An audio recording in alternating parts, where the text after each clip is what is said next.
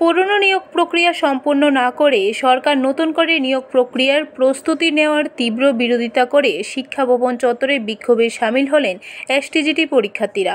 সরকারের উদ্দেশ্যে তাদের দাবি দ্রুত পুরনো নিয়োগ প্রক্রিয়া সম্পন্ন করা। তাদের মধ্যে এক পরীক্ষার্থী জানান, 2022 সালের সেপ্টেম্বর মাসে এসটিজিটি পরীক্ষা অনুষ্ঠিত হয়।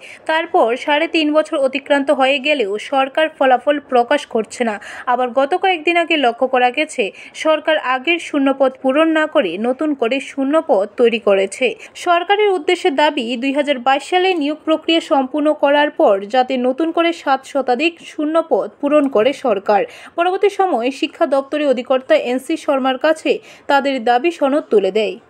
মাসে যা এক্সাম হয়েছিল এখনো পর্যন্ত রেজাল্ট দেওয়া হয়নি, আবার নতুন বুঝ বলে নিব ছাত্র পদ। তাহলে আমাদের 230টা নিয়ে এক্সাম দিয়েছি, এখন যদি 172টা যদি এসসিরা কমিয়ে যায় তাহলে আমরা তো কিছু করা নাই, কেস দিয়ে দিব। কারণ 230টা নিয়ে সরকার যদি রিজার্ভেশন করে মেনটেন না করলে জেনারেল বাকিরা এসসিরা তো কেস তো দিবই, রিজার্ভেশন মেনটেন করে না সরকার। এখনো পর্যন্ত কোর্টে ডেটের পর ডেট আমরা কি সারা বছর এমনি থাকবো? ব্যুরো রিপোর্ট, খবর ত্রিপুরা।